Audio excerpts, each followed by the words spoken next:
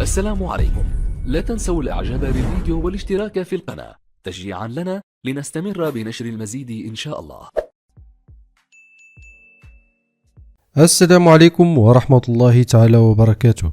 مرحبا بكم في فيديو جديد، ولا تنسوا دعمنا بالاشتراك في القناة. موعد وتوقيت مباراة الهلال ضد الرياض.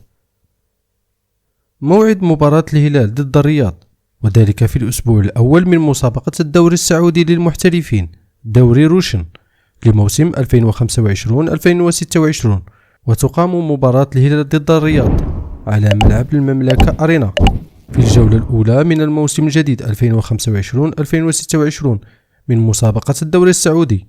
أنهى الهلال الموسم الماضي 2024-2025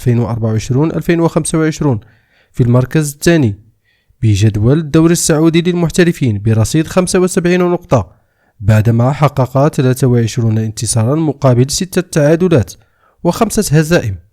الفريق الأزرق تميز بقوة هجومية لافتة بتسجيله 95 هدف كأقوى هجوم في المسابقة، بينما استقبلت شباكه 41 هدفا ليحسم بطاقة المشاركة في دوري أبطال آسيا للنخبة.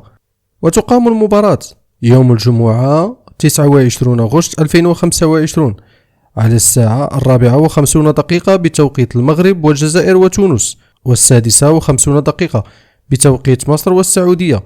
والمباراة منقولة إن شاء الله على منصة 8. مشاهدة ممتعة.